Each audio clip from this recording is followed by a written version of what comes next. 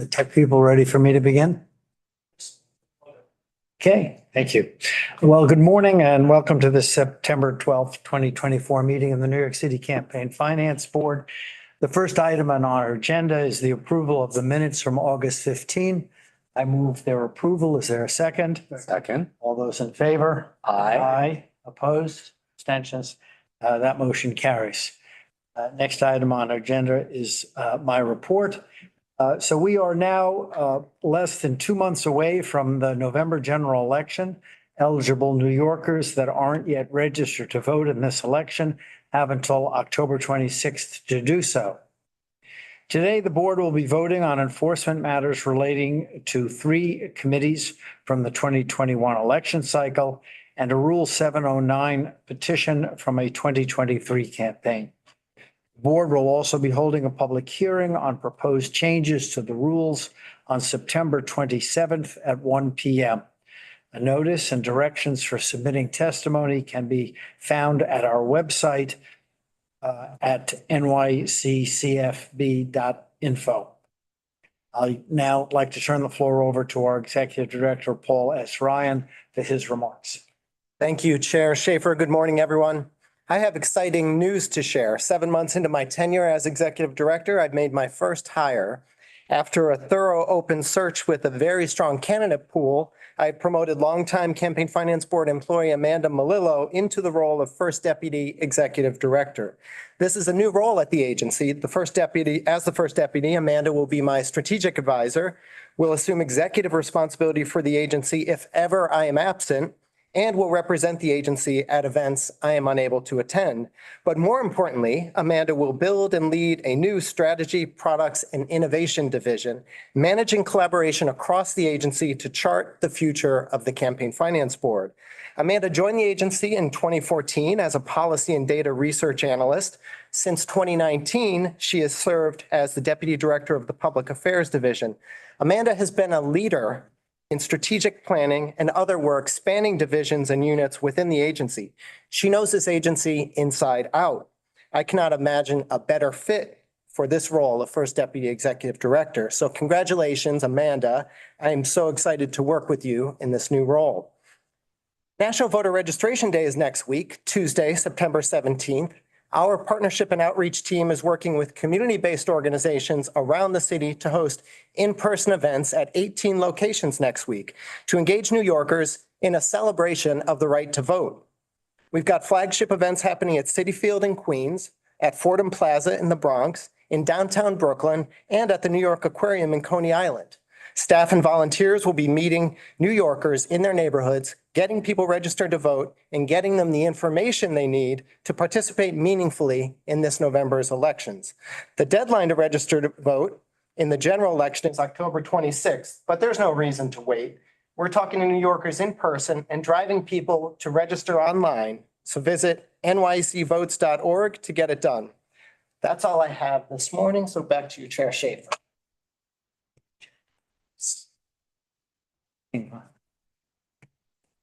Yeah, thanks. That's fine.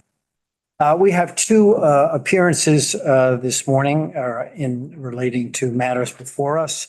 The first is the campaign of Mario Rosser. So is Mr. Rosser or his representative here? So to have a seat over here, and our staff will have a seat on the other side.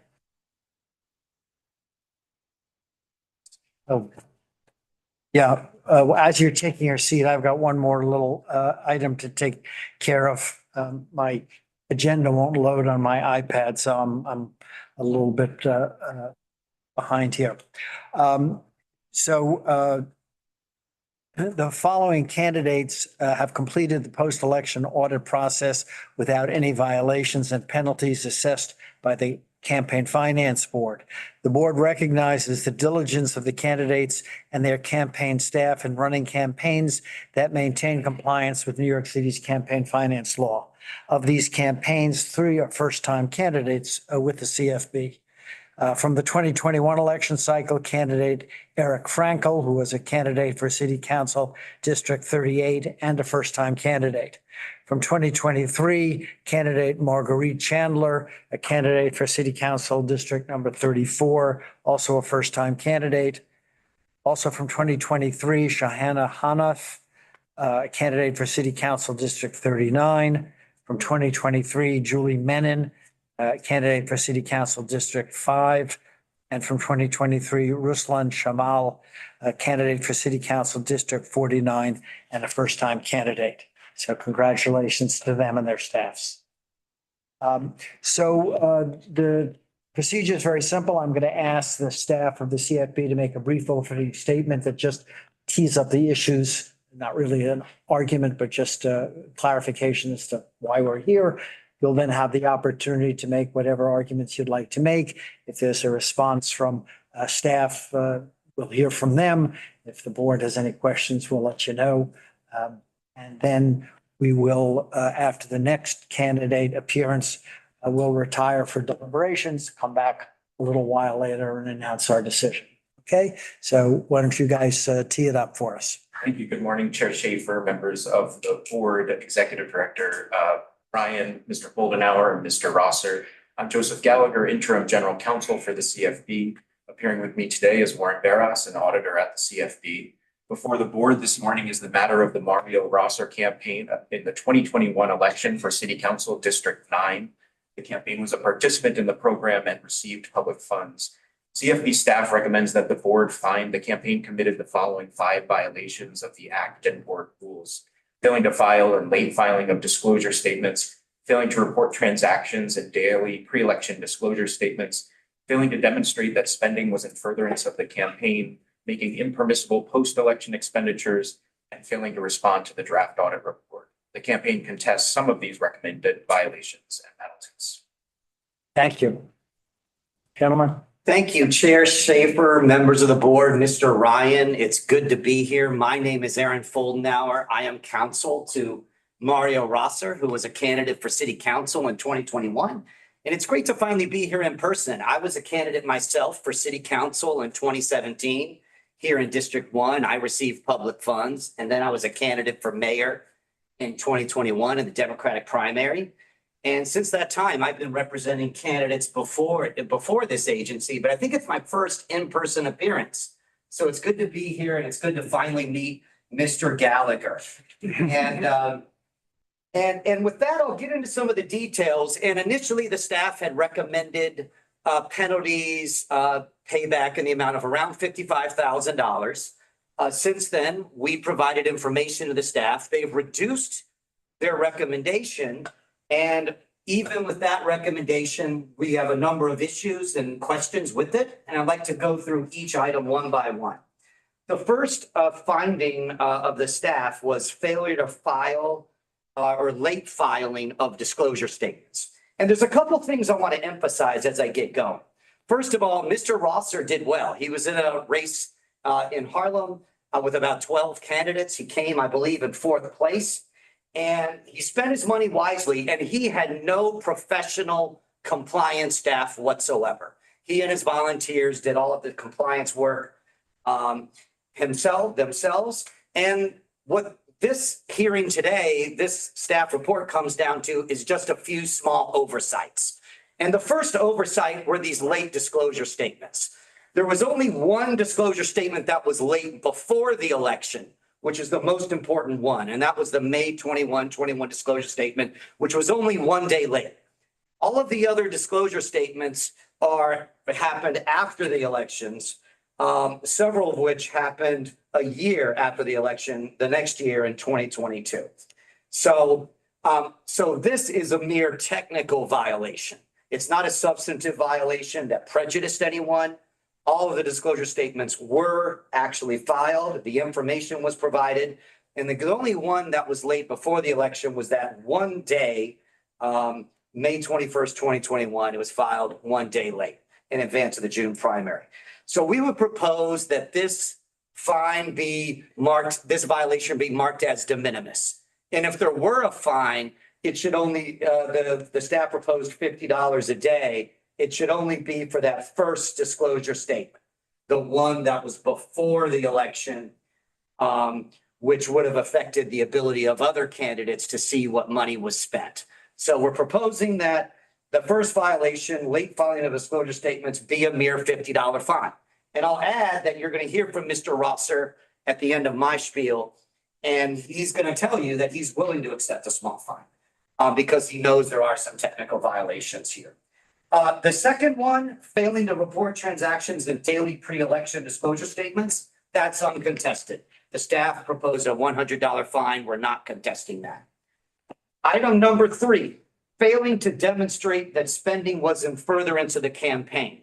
There are 2 issues here, and I do feel that something may have gotten lost between the campaign and the staff on this one. There are 2 items. One is rent security deposit. Here, the campaign was actually a victim of a greedy landlord. The campaign, as it was supposed to, paid a $2,500 rent deposit. Why did the campaign pay that rent security deposit? Of course, so that it could run an office. There's no dispute that this was a legitimate expense. But what happened after the campaign was that the landlord refused to return the money to the candidate. And there was nothing the candidate can do. As is mentioned in the staff report, and there's an attachment to the staff report, Mr. Rosser texted nicely the landlord a number of times, and the landlord had contended there was some damage to, I think, a speaker or a sound system. Mr. Rosser politely asked to get proof of the damage and the security deposit back. Mr. Rosser texted the landlord multiple times. The landlord refused to give the money back. Here, the campaign is the victim, and there's no dispute that the money wasn't spent properly in the first place, because it was spent properly in the first place. So that takes care of that.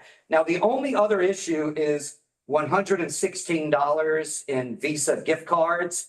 And probably it wasn't the best idea to buy Visa gift cards. I don't even know sitting here today why they were bought. I would ask that the board consider that as de minimis. This campaign spent $221,000 some odd dollars.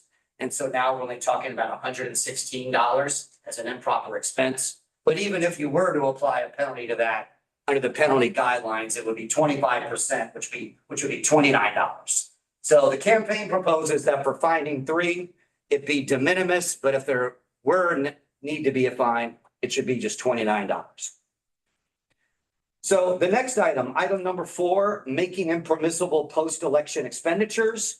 And this, of all the money that was spent, all the vendors who were paid, all of the subscriptions that the campaign had, everything was done properly with respect to avoiding post-election expenses, except, according to the staff, 1 expense, and that was constant contact.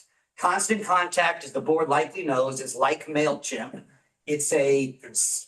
I'm sorry, MailChimp? Okay, it was MailChimp. Thank So you. it's very much like mail. I use constant contact in my campaign. So it was MailChimp. And that's, of course, as the board knows, a system whereby you can email donors, supporters, and so on to raise money to thank them. And as the campaign noted to the staff, expenses are allowed post-election to send thank you notes to staff, volunteers, donors. Post-election expenses are allowed to send holiday notes to staff, volunteers, supporters. The staff does not dispute that. Now, unfortunately, the campaign had come off the rails and the campaign was forthcoming about it in our written submission. I don't believe that the campaign ever got those notes out, those holiday notes, those thank you notes, but that's what that system was for. And ultimately, the campaign did shut it down. Again, this was only 1 expense. We ask that this be marked as de minimis, or marked as proper, in fact, and or de minimis, or a very small fine, somewhere in the neighborhood of $50, $100. And then we get to the last one, failure to respond to the audit report. Now, there's no dispute that the campaign, as of today, has provided everything that the board has needed in order to come here today and sit here today. The campaign provided extensive documentation in advance of today's hearing over the course of the last couple of months. So everything was provided. And, as the candidate will tell you in a minute, and I can tell you from personal experience, candidates run for office, they're trying to do good. They lose, they get frustrated, and they kind of want to forget about it, right? Now they can't, right? You do have compliance obligations, of course, as I'll acknowledge. And if you receive public funds, then of course you have, people take those compliance obligations seriously because you receive taxpayer money. But here the campaign did respond to the first stage of the audit, which was the most detailed, the IDR, the initial documentation request. The campaign did respond, and the campaign has responded since then. Now, as far as the amount of the fine goes, my understanding from correspondence with Mr. Gallagher, and certainly he might comment on this, so I want to make sure I'm getting it right, that the dollar amount isn't really a staff recommendation as to what the candidate should be fined for failure to respond to the draft audit report, but it was more of sort of the maximum penalty under the penalty guidelines, and then the board has discretion to lower it. And in fact, we were doing a little research in understanding how you, members of the board, think of this. And we did notice the votes in the recent August, I guess it was August 15th, 2024 meeting. And there were actually two other candidates who were fined for failure to respond to the audit report. One of them was the city council candidate, Shaylee Severino, and that was a $500 fine for failure to respond to the audit report. And then there was a bigger campaign, Jung Kim, a candidate for borough president, which of course a larger campaign, more things involved, and that fine was $2,270. So now we did try to watch the meetings. Stay with those two examples for a second. Yeah. The fine is calculated as a percentage of public funds received. Are you saying that those two fines, that maximum amount was further lowered based on our discretion? Off the top of my head, I don't actually recall those cases, but and if so, how much were they reduced? Do you know? That I don't know. So in fact, we tried to watch the video of the meeting, but unfortunately it's not yet posted on the Campaign Finance Board YouTube. Okay, so channel. before I lose my train of thought, Mr. Gallagher, would you just on this one point, remind us what it was we did at the last meeting? Yes, so the John King campaign was penalized, or the recommendation was a penalty of 1% of total expenditures because the campaign did not receive public funds. So we use a different percentage to determine how much the penalty should be. And it looks like you affirmed the CFP staff's recommendation. And then the Shaylee Severino, another candidate who did not receive public funds and had a small campaign at $500 is the minimum penalty for failing to respond to the DAR. Okay, so we hear you on, we have discretion and we're going to look at all of the factors and exercise our discretion. But these particular examples are a little bit apples and oranges, but nevertheless. Right. Every example is different. We try to look at the most recent. But I think what my understanding of this 16,888 number, that's the maximum penalty under the law. We understand that. And this, we respectfully submit, is not a maximum penalty under the law case. This is a candidate who was in compliance. Didn't pay a professional staff, didn't pay me to do all this work throughout the campaign, didn't pay me to do that audit report, and did respond to the IDR. Maybe the next time he runs, he might want to read it. To follow up on that, I want to tell you, I'm sympathetic to some of your arguments. I'm unsympathetic to the argument that it is a mitigating factor that somebody did not hire somebody to make sure they were in compliance. When you get public funds, I do not consider that a mitigating factor. Yeah, I'm all in favor of people being hired to work on compliance. So yeah, you're preaching to the choir on that. And I think lesson learned in this case. But he did do a phenomenal job overall in complying, right? And again, it wasn't a complete misfire on the audit. There was the IDR and there were documents submitted now. This would be an astronomical fine, which would totally devastate him personally. And I would note that we did, Mr. Rosser did submit a one-page letter taking responsibility for failing to respond to the draft audit report. He takes responsibility. He apologizes for missing it. All the information as provided now. It's a technical violation. He had a lot going on, a new job in his life. It's not a technical violation. But there are technical violations and there are technical violations. So again, we'll hear the mitigating factors, but not responding to a draft audit report cannot be characterized as technical. Okay, listen, fair enough. And I'm not claiming here sitting today that you're allowed to not respond, right? That's not our argument. The argument is he should have responded to the draft. I'm just making the point, when you get public funds, it is not sort of, oh, a little technical thing, I didn't respond to the draft audit report. We'll consider the mitigation because I think it's appropriate to do. I just think that next time you make an argument, don't make that one. Fair enough. To be clear, Mr. Rosser should have responded to the draft audit report. That's clear. Mr. Rosser failed to respond to the draft audit report. He takes responsibility and he's asking the board to consider mitigating factors as the board has done in other cases. And with that, I'll turn it over to Mr. Rosser. Yeah, well, good morning, everyone. Thank you for the opportunity to be here. And the first thing that I'll say is it's honestly an honor to be here with you all. I believe in the great service that the campaign finance program does for this city in enabling candidates who don't come from political families or don't have million-dollar wallets to be able to try to serve our communities, especially in 2021 when it was a time that this city needed help, maybe more than ever. And that's what I tried to do in running to represent Harlem. The second thing that I'll say, as Aaron pointed out, is that number one, I apologize for the oversight, particularly in not responding to the draft audit report. Largely, and I actually agree with you. I think when you take public funds, you shouldn't have to have a consultant. And honestly, I'm a pretty meticulous person, and I had a whole community rally around me in Harlem and beyond. And we were quite meticulous throughout that entire campaign and complying with all the documentation and spending the money wisely and with integrity. And I think all the information that we provided is in support of that. There's no contention. To Aaron's point, when we got the enforcement notice, it was $55,000.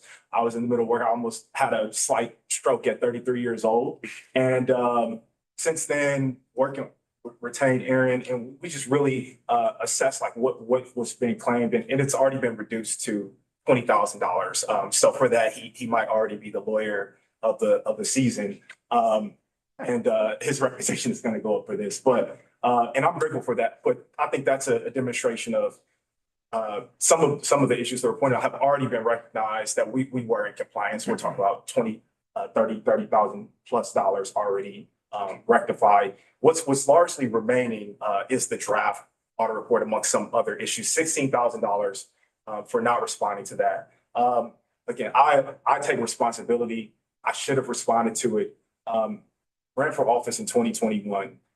First got the notification to respond to the draft audit report in 2023 in the summer. At that time, I work in the technology industry in business.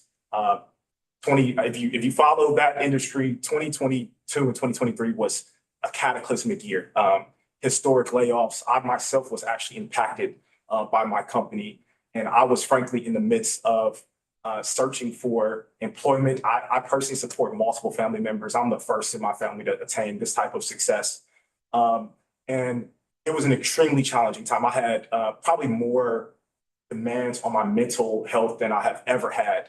I want to just acknowledge that this was part of not replying to the draft audit report in terms of everything that was on my plate at the time. We did reply to the IDR, which actually, if you think about what goes into the IDR compared to what goes into the draft audit report, it's probably like 5 times so much work. I personally compiled all the documents. But that's what happened. And we dropped the ball on that. And we're really sorry for that. If I really recognize that just through a rational calculation, not replying to that and missing that will cost me $16,000, there would have been a rational calculation. And maybe that was more important to focus on than my job search, because ultimately it would net out. But I just did not recognize that. So look, I sincerely apologize. I think that it is an honor to receive public funds. We worked very hard to do so with over 600 donors, and we spent their money wisely. And I really ask for leniency in this fine. As I mentioned, myself, I support multiple family members with college tuition, with a variety of expenses, and $16,000 that I would have to pay back. It actually personally would be very tough to stomach that at this point in my life. I'm 33 years old, and I still want to do good and help out my family. So you guys don't owe me anything, but I do actually take some of these things into consideration and the honest effort we made to be in compliance with this campaign and try to retain great representation like Aaron. And thank you for your time today. Thank you. Yeah. Mr. Gallagher, is there anything you'd like to respond to? Just two brief comments. One with the disclosure statements. I just want to make it clear that the prejudice with not filling out disclosure statements or doing them late is to the public, not to your opponents. And it's important to do post-election disclosure statements. Think of it if you're the winner. You want to see the spending and contributions that happen post-election. So just to emphasize the importance of those. And for failing to respond to the DAR, the staff does realize what a large penalty can result. And we notify the campaign at different stages that this is a possibility. When the DAR goes out, it's stated that a large penalty can result from not responding. And then a letter after the response deadline passes, the campaign receives a letter telling them that the DAR response has not been received. They can still respond. And if they don't, it can result in 10% of public funds received in a penalty, which is what's happening here today. Okay, but you don't dispute that we have discretion to lower that? Okay, anything further? Any other questions from members of the board? All right, well, Just real quick, did you have a treasurer? I did have a treasurer, one of my best friends, who I picked him because I trust him and he's an extremely detail-oriented person. And he was that for me during the heat of the campaign, which he did not have to do for me. But he himself is also a technology professional, and his life moved on. And he has, and so I'm not going to sit up here and make any excuses. We made a mistake. He also made a mistake because I told Aaron, I had to tell him if I die today, he should know everything's going on because he'll be liable. But hopefully that doesn't happen. But yeah, we did have a treasurer, and he also dropped the ball 3 years after this election. And, you know, with our disclosure statements and the bank statements, if you actually look at all of the information on the bank statements, there was no activity occurring. It's not like we were spending, with the exception of MailChimp, which when we realized that it was going to cut that off. Other than that, there was nothing going in, going out. It was all the same thing on the bank statements. So, yeah, we don't make excuses, but we do ask for leniency to my financial situation. And I think, and correct me if I'm wrong, Mr. Rosser, but he's standing here saying he's going to take responsibility for what will be a fine. We expect you to come back and there will be a fine here. We're asking to be reasonable. He's going to take responsibility. He's not going to ask his best friend to pony up for it, right? Yep. Yeah. I have a question. You said you ran in 2021 and that you got the request for the DAR in 2023. Yep, Is that right? that's correct. Was that the first time that you got the request for the DAR? Yes, the DAR came in summer of 2023. I think the IDR came a year before that. And you responded to the IDR? I personally compiled every single document of it. So you timely responded to the IDR, which was a year past the race. Yes, And so the issue is about your response to something that was to the IDR, which was now 2 years. Yeah, Sorry? the DAR. The DAR, sorry. The DAR, which was now 2 years past your race. yes, Okay. And at that point, your treasurer had moved on, and you talked about your personal circumstance in the summer of 2023, and that you did not respond in the summer of 2023, 2 years after your race, until what time? We did a few months ago when we received an enforcement notice and recognized what actually was at stake here and that we absolutely need to respond. And so it was a huge mistake, probably one of the greatest mistakes that I've made, and a costly mistake. The question that I have is that, I mean, you've outlined a number of circumstances that were happening at that particular time, but is it the amount of time from your race that made that challenging? Your response challenging? If you had received the request for the DAR, say 1 year out versus 2 years out, would that have made a difference in terms of your response? It probably would have. I think in terms of what we actually did in the year after, we were quite compliant in the year after getting all the documents together. And but I don't want to blame anyone for how you guys operate. I do think that like what was happening in the summer 2023, I had never been laid off from a job before.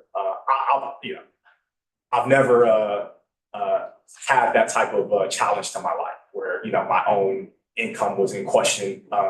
And it was really a lot to deal with. And till today, the economy and job market for folks who work in my industry is absolutely cutthroat. And so I can't emphasize how much my mind share was focused on what was right in front of me. And with the IDR, I remember I compiled all those documents myself, combed through all the email accounts of everyone on my campaign, and went to FedEx and compiled it. The only mistake I made on the IDR was when we uploaded the PDF. Some of the documents were upside down, so that probably pissed you guys off in terms of having to read it. I would have seen someone just off the train with that. But I did it myself. And that's that. And so maybe, but you probably would have got it done if it was a year after. Okay. Thank you. Thank you very much. We're going to hear the next campaign and then deliberate, and we'll get back to you a little bit later.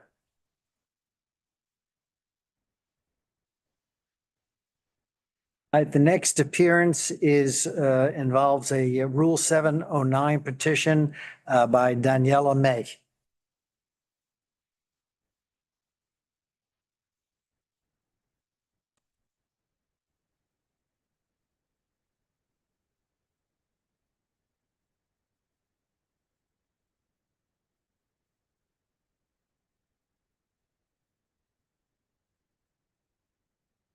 Morning. So I think you were here when you heard me go through the bill before, but we're going to ask for just a statement of what's before us by the staff. Then we're going to give you an opportunity to say whatever it is you'd like to say. There may be some back and forth or some questions.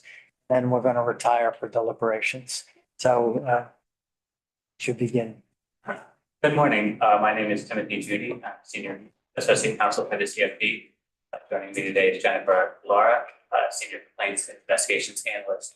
You speak up a little bit. Your voice up. Before the board is the matter of the November 2nd, 2023 public funds non-payment determination for the Daniela May 2023 campaign for City Council District 31. The campaign has submitted a petition pursuant to Board Rule 709 challenging the determination. Board staff recommends that the board deny the campaign's petition and instead review the campaign's eligibility in the normal course of the post-election audit. Thank you. Floor is yours. Thank you. All right, so I went through the statement.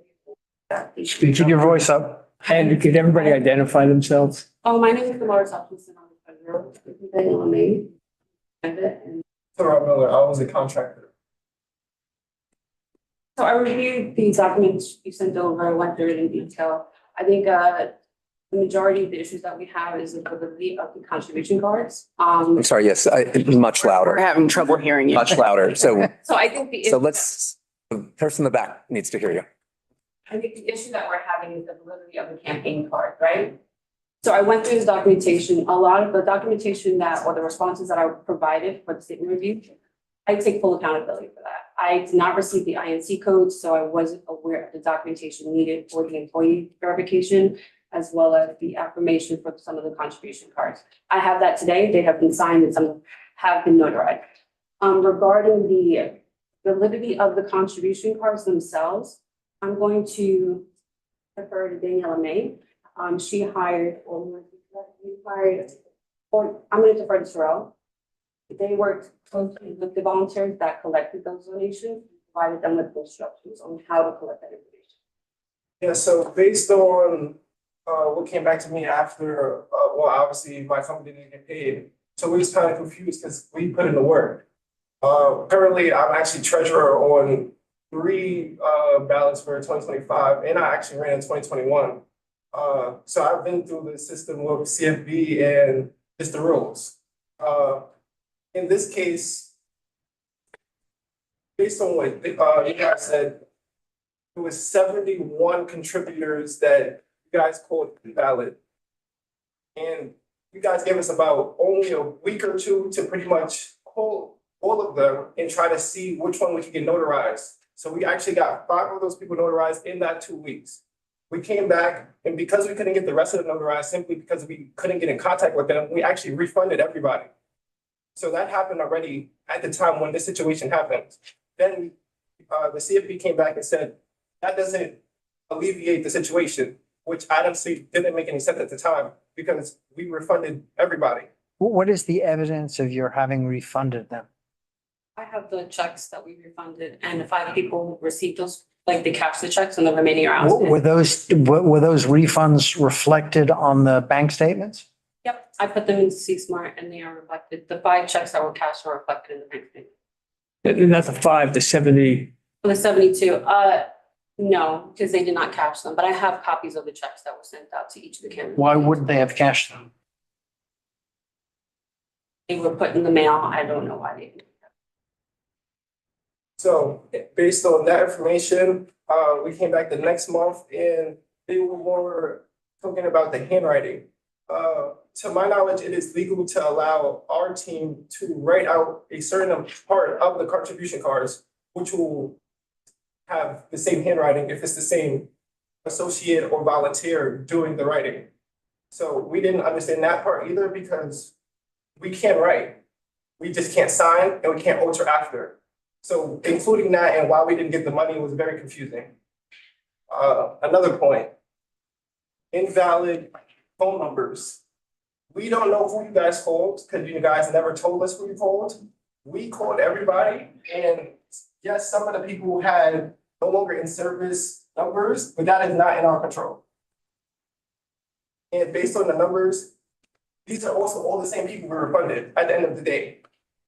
So I don't know where the confusion came because once you guys said about the 75 people, we said, okay, we have 2 weeks to call everybody and try to get a notarized letter, which is not that easy to do with people you don't know that well. People that just donated because they was at a park or because we did this in our district at Brookfield Park and places around the supermarkets. These people don't have that direct tie to even call. We tried, we got a certain amount of notarized documents, we sent it. You guys came back, you said the handwriting is legal. I don't even know why that was on the table. And then you guys said incorrect phone numbers. We don't control if people pay their phone bill. But most of the people answered the phone and we got in contact with them. And then out of all of that, these are still the 75 people we're talking about that has already refunded at the end of the day. None of these people have anything to do with our matching funds at all. So we're just very confused with the situation. Okay, did you want to say anything further or should I ask? Do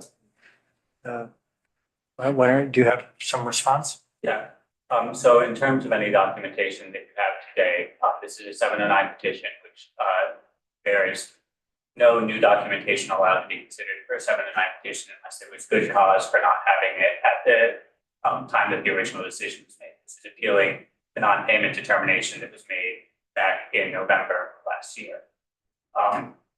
As for the 1 week response time, this DS7 was due on August 25th. We sent out our first notice on September 1st. DS8 was October 6th. We also then sent out additional notices on October 16th and November 3rd. So there was a long time period from the very first notice on September 1st, which asked for these notarized affirmations from the contributors, to the point when you could have gotten more payments. We, to this date, only received 3 such affirmations, and those 3 contributions we did remove the no pay code from. So it's the outstanding 71 contributions that we've seen no affirmations for that are the cause of the non-payment determination. In terms of the refund, and I mean, you acknowledge this in your petition, that does not resolve the issue. The issue is that the documentation that was sent in for these contributions, for some signs of suspicion, when we called them, or called the contributors, put the numbers on those contribution cards, 14 of those contributors told us that they had not made contributions, including 9 who told us that the signature on the signature card was not theirs. That's an indication that there might be problems with these contributions. Refunding it doesn't resolve that, and we need to see these affirmations. I will say finally that there is still a post-election audit ongoing. At the end of the post-election audit, if you are able to resolve all of these issues, you might be eligible for a post-election payment. That's the normal course of business for an election that is done. This petition is more about what was known at the time that the non-payment determination was made. And so again, that's why we can't accept new documentation right now, and why many of the arguments made are available. Anything further you'd like to say? Yeah, so I understand that. I do have the documentation. I can provide that during the audit. No, please. I do have the documentation. I will provide that during the audit or when that happens. Regarding the IMC codes, again, I reached out to my liaison a number of times to get clarification on the state reviews. The guidance I was given was inaccurate, so I had to hire or consult with another treasurer or working on another campaign, and she provided me with the IMC codes. That's how I was able to get the appropriate responses that were required. I did send out emails to the people that or asked Danielle to reach out to a lot of the distributors who I had an issue with and I needed the documentations. It took a little bit of time. It took a little bit of time in order to do that, to get the appropriate documentation. So I apologize for that. Regarding the signatures and the information on the contribution cards, again, I can only speak to what I was told. I wasn't there on the day. They were provided, maybe the volunteers were provided with incorrect instructions, and that's why the information from the cards the way they were. And to my knowledge, we are allowed, right, on these contribution cards, we're not allowed to sign or affect it after this time. That was not done, but you guys continuously included in the reason why we're not getting the paycheck, which includes not giving the contractors the paycheck they deserve for working a year and a half. I'm not the only one. To not feed families for a year and a half because something that was actually legal is it's not understanding. And on top of that, you want us to find 75 people that we have been trying to find, and we have got multiple notaries in affirmation from these people, which is a hard thing to ask somebody. Nobody wants to be a part of a legal case. People don't want to be a part of this. This is, to them, this is like court. This is go to jail. This is trouble. Even if they wouldn't want to be a part of this. That's a hard thing to ask for somebody who donated $10. And that's why when we called everybody, some people just didn't want a part, and that's why we just refunded everybody. I just want to zero in on one thing, and I'd like to hear your response. I believe the information was that the CFB, we contacted 16 contributors, and of the 16, 14 said, that is not my signature. So not that somebody wrote the name and the address and the phone number. You have acknowledged that contractors are allowed to complete the card, but that the person has to sign themselves. These people were called and said, I did not make that contribution, A, and B, that which you are showing me is not my contribution. It's not my signature. This is not my signature. So I didn't make the contribution, and B, what you are showing me as a contribution card, not my handwriting, my signature. And so that is what we are asking you to respond to. Not the fact that you gave guidance to your volunteers and contractors to assist people to complete contribution cards, but to specifically respond to the fact that the CFB went to your list and that the people did pick up the phone, did engage with a government agency.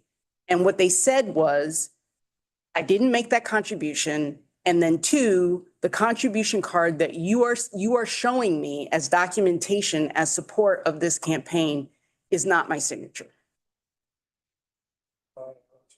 Yes, please. My response to that is simply, when we first started, before we started heavily fundraising, because we heavily fundraised further in, and after this, we shut down cash and we went fully contribute. When this was happening, this was when we first started, I had young people, probably like 18 to 30 in parks at supermarkets. They're getting information that people are giving them. If somebody lies, they lie. That's one on that side. And on the other side, we asked them, which of the 75 people did they fall? So we can call them to. They never sent it.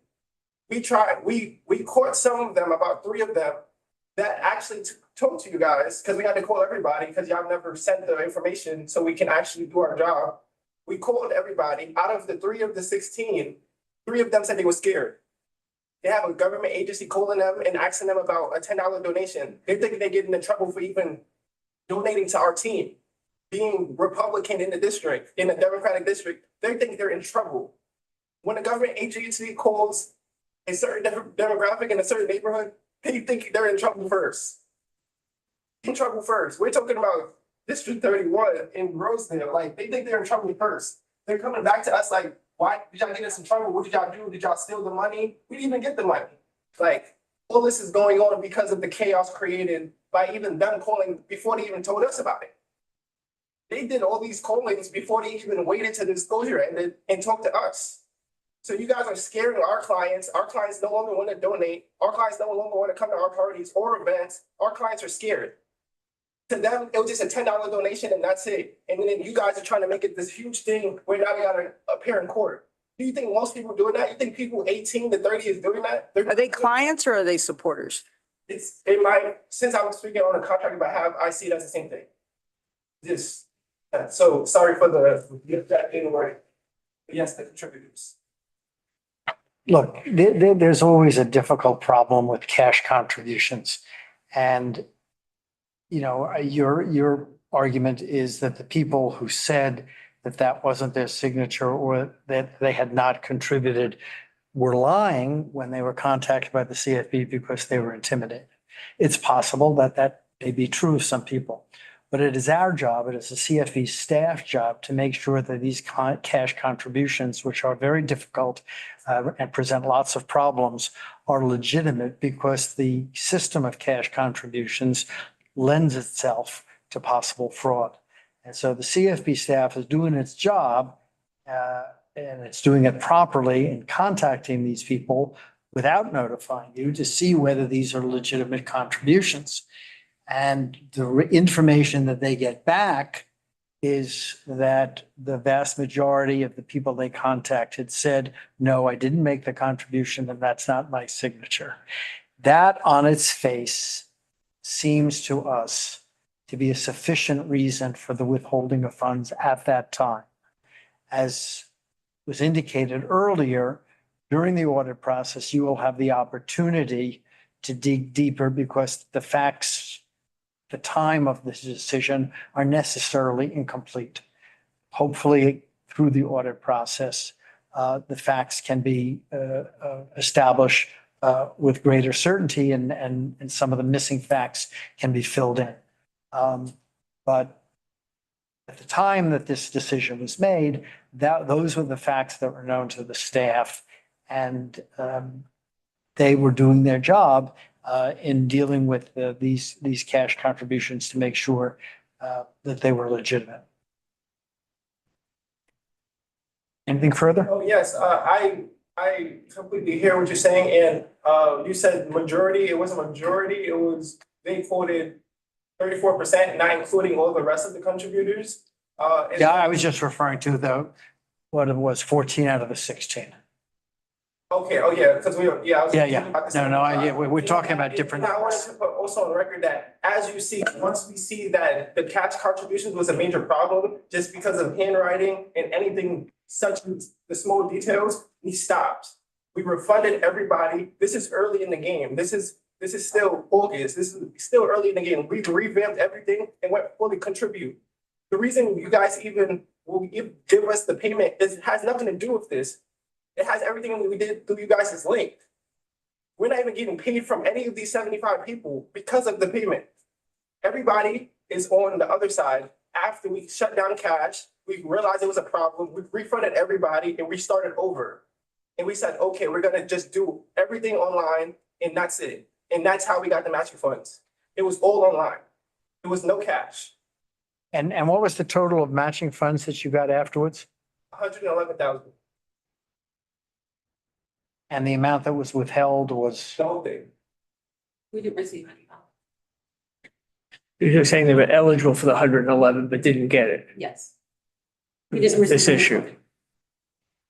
okay. Anything further? Okay, well, thank you very much for your presentation. We're going to deliberate now, back to the conference room back there on both of the matters that we've heard, and we'll be back in a little while. Thank you so much. You're welcome.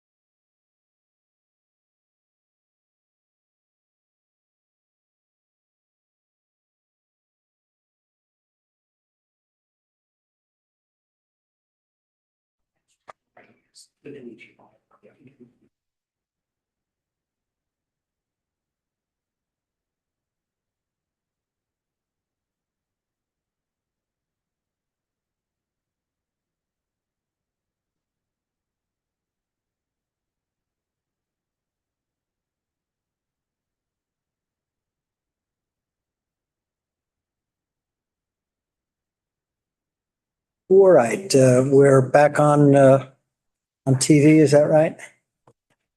Good. You didn't set up. All right, so the board has deliberated with respect to both the matters in which there were appearances today and also two penalty matters in which there were not appearances. We're going to take these one at a time. So with respect to the penalty determinations, we'll start with candidate Oswald Felice, a candidate for city council.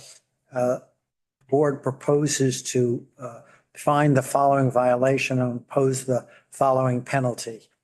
One, making impermissible post-election expenditures, $2,567. I move that we approve that finding and that penalty. Is there a second? Second. All those in favor? Aye. Opposed, abstention, the motion carries.